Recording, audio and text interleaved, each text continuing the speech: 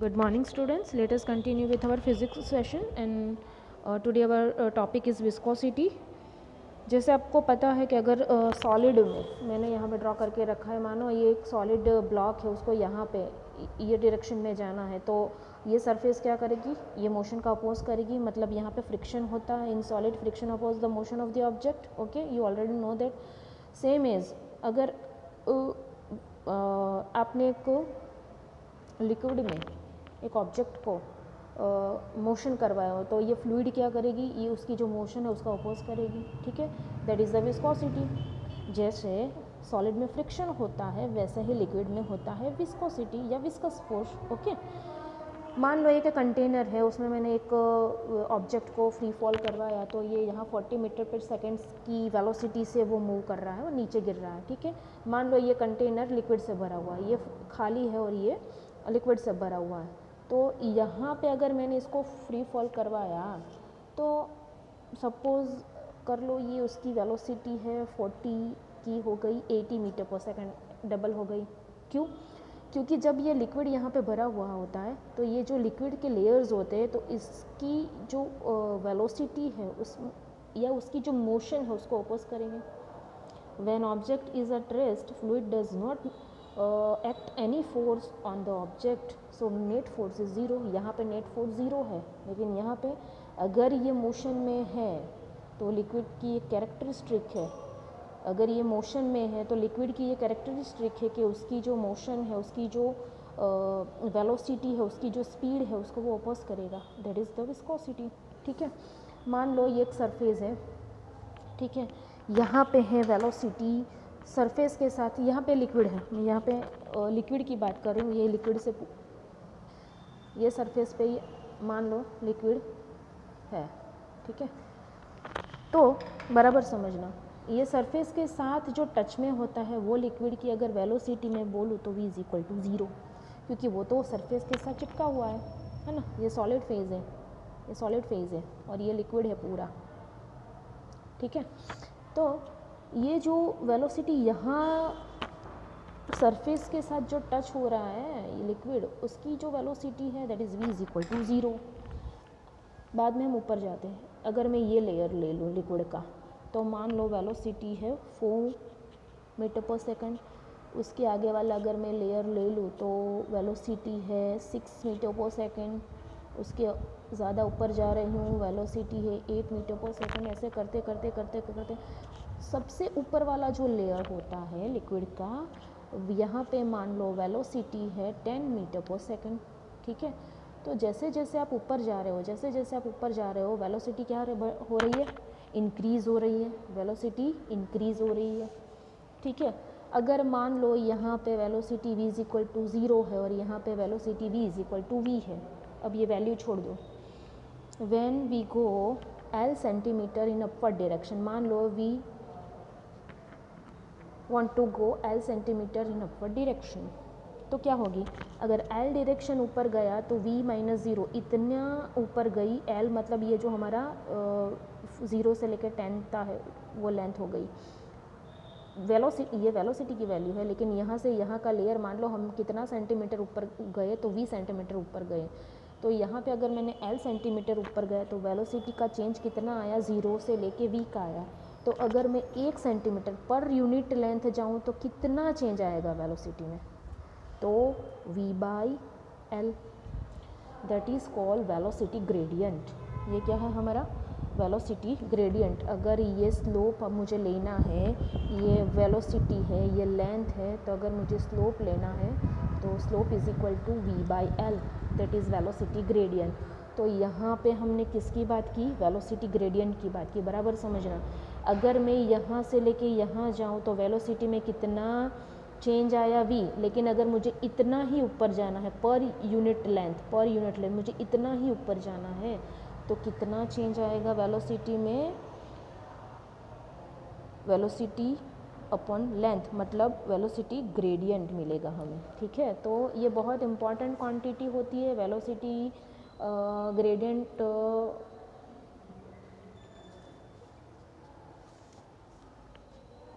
ठीक है, अब उसके अगर यूनिट की बात की जाए, बुक में जो भी दिया गया है वो हम बाद में डिस्कस करेंगे. ठीक है, पहले हम देख लेते हैं हमारे अकॉर्डिंग क्या है। यूनिट लेंथ, तो लेंथ है और वेलोसिटी है, इसका यूनिट है मीटर पर सेकंड और लेंथ का यूनिट है मीटर। तो क्या होगा, metre upon metre into second, metre metre cancel, तो 1/सेकंड दैट इज़ सेकंड इनवर्स। तो ये हो गया वेलोसिटी ग्रेडियंट का यूनिट।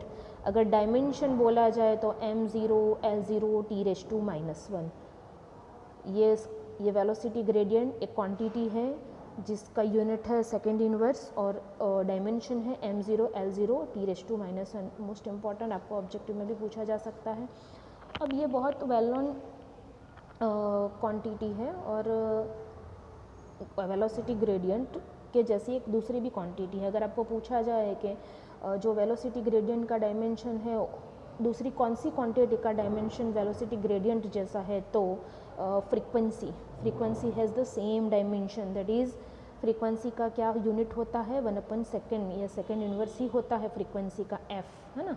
तो f का भी डायमेंशन क्या होगा m0 l0 t⁻⁻1। ओके, तो frequency has the same dimension as velocity gradient है। ओके, चलो अब मान लो, मतलब अब तक हमने किसकी बात कर ली, आपको इतना समझ में आना चाहिए कि विस्कोसिटी क्या है। जैसे सॉलिड में फ्रिक्शन होता है वैसे ही सेम लिक्विड में क्या होता है, विस्कस फोर्स होता है, विस्कोसिटी होती है। जैसे जैसे हम ऊपर जाते हैं वेलोसिटी क्या हो रही है, इंक्रीज़ हो रही है। अगर आपने एक सरफेस पे हनी को डाल दिया और एक सरफेस पे आपने पानी को डाल दिया, ठीक है, तो ऐसे मूव करेगी, कौन ज़्यादा आगे जाएगा, तो पानी ज़्यादा आगे जाएगा, ठीक है। अगर आपने सरफेस पे ये सरफेस पे पानी को डाल दिया तो ये ज़्यादा आगे जाएगी, लेकिन अगर आपने हनी को डाल दिया तो उससे कम जाएगी, उसके लेयर्स भी ऐसे ऐसे जाएंगे, ठीक है। तो यहाँ पे वेलोसिटी ग्रेडियंट की बात हो गई। ओके,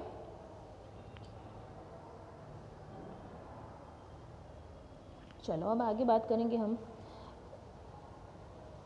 ये जो आपकी बुक में दिया गया है ना, ये कैसे आया, ईटा इज इक्वल टू F/A/V/L, तो वही बात करने वाले हैं। अगर कोई एक नहर है ना, मान लो ये उसकी सरफेस है 0, ठीक है, हमें 5 सेंटीमीटर ऊपर जाना है, 5 सेंटीमीटर ऊपर जाना है। यहाँ पे वेलोसिटी है 20, तो मैं लिख सकती हूँ 20/L, ठीक है। कोई दूसरी नहर में जाते हैं, यहाँ पे वेलोसिटी है 0, सेम डिस्टेंस हमने कवर किया, 5 सेंटीमीटर हम अपवर्ड डायरेक्शन में गए, तो यहाँ पे वेलोसिटी हमें मिली 15, तो यहाँ मैं लिख सकती हूँ 15/L, ठीक है। तो इसका क्या मीनिंग हो रहा है, किसकी वेलोसिटी ज़्यादा है, इसकी वेलोसिटी ज़्यादा है, इसकी वेलोसिटी ज़्यादा है, मतलब उसकी स्पीड ज़्यादा है। जैसे आपने ये सरफेस पे इसको डाला तो ये ज़्यादा स्पीड से जा रहा है, ठीक है, क्योंकि वेलोसिटी ग्रेडियंट ज़्यादा है एज़ कम्पेयर टू 15/L। समझ में आ रहा है, सेम डिस्टेंसेस अपवर्ड डायरेक्शन में, दोनों में हम 5 सेंटीमीटर में ऊपर गए, लेकिन यहाँ पे आपको वेलोसिटी ग्रेडियंट ज़्यादा मिला और यहाँ पे वेलोसिटी ग्रेडियंट कम मिला, है ना। तो आप ऐसे कह सकते हो कि जो लिक्विड स्पीड से जा रहा है उसका वेलोसिटी ग्रेडियंट ज़्यादा है, ठीक है। ओके, स्पीड कैसे आई, क्योंकि फोर्स लगाया हमने, ये यहाँ पे ज़ोर से लिक्विड डाला, यहाँ से मैंने लिक्विड ऐसे डाला, ज़ोर से डाला, तभी मुझे वेलोसिटी ग्रेडियंट ज़्यादा मिला। समझ में आ रहा है, वेलोसिटी ग्रेडियंट पता चल गया। अब मैंने ये नहर की बात की, अगर दो नहर में हम सेम डिस्टेंस कवर करके ऊपर की ओर जाए तो यहाँ वेलोसिटी ज़्यादा है और यहाँ पे वेलोसिटी कम है, यहाँ पर वेलोसिटी ज़्यादा है, उसकी वजह से वेलोसिटी ग्रेडियंट ज़्यादा है। वेलोसिटी ग्रेडियंट कब ज़्यादा मिलता है, ये लिक्विड कब ज़्यादा स्पीड से मूव कर सकता है, जब उसको फोर्स ज़्यादा लगा हो, यहाँ से फोर्स ज़्यादा लगा हो। तो हम क्या लिख सकते हैं, क्या कैसे ये फोर्स वाली टर्म आई, वही हम डिस्कस कर रहे हैं, कैसे फोर्स। तो force proportional to velocity gradient, क्योंकि ज़्यादा फोर्स से मैंने लिक्विड को सरफेस पे डाला तो वेलोसिटी ग्रेडियंट मुझे ज़्यादा मिला, ठीक है। चलो फोर्स, हम फोर्स अपॉन एरिया ले लेते हैं, क्योंकि जो भी लगेगा एरिया उस पर डिपेंड करेगा। तो मैं लिख सकती हूँ F/A proportional to V/L। Okay, F/A proportionality की जगह हम एक कांस्टेंट ईटा रख देते हैं, तो ईटा इज इक्वल टू ये cross multiplication F into L ये नीचे जाएगा a इंटू बी, तो ये मिल गया देखो F बाई ए, ठीक है। और ये L को अगर मैंने नीचे ले लिया तो मैं लिख सकती हूँ F by A upon V by L, that is eta, ठीक है। इसको क्या हम बोलेंगे, ईटा। चलो, eta is the coefficient of viscosity, इसको क्या बोलेंगे, कोएफिशिएंट ऑफ विस्कोसिटी, ठीक है। जैसे बराबर याद रखना, अगर ईटा ज़्यादा है तो वेलोसिटी कम होगी, क्योंकि ये टर्म नीचे है।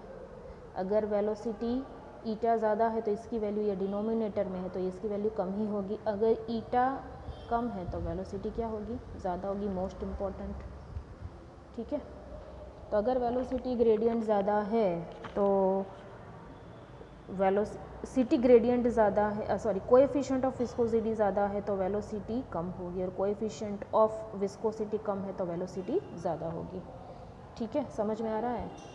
तो ये यहाँ पे है जो आपको दिया गया है, ऐसा unit of viscosity is poiseuille, okay, unit है poiseuille, newton into second upon metre raise to -2, और poiseuille the dimension of viscosity, sorry, the dimension of viscosity, this one, the unit is this one. Generally thin liquid like water, alcohol, etc. are less viscous than the thick liquid like a coal tar, blood, glycerin, etc. The coefficient of viscosity for some common fluid are listed in table 10.2. तो आपको table 10.2 में viscosity जो है, मतलब आपको इतना समझ में आना चाहिए कि पानी कम विस्कस है और as compare to honey. Glycerine ले लो, हनी ले लो, वो ज़्यादा विस्कस होता है, ठीक है। तो उसका वेलोसिटी ग्रेडियंट ज़्यादा होगा, सॉरी कोएफिशिएंट ऑफ विस्कोसिटी ज़्यादा होगा और वेलोसिटी कम होगी for Honey, and for liquid velocity उसकी ज़्यादा होगी और कोएफिशिएंट ऑफ विस्कोसिटी कम होगा, ओके। तो इतना आपको आई होप समझ में आया होगा। चलो, अब उसके बाद ये हम बाद में सब कुछ डिस्कस करने वाले हैं, और उसके बाद ये है हमारा स्टोक्स लॉ।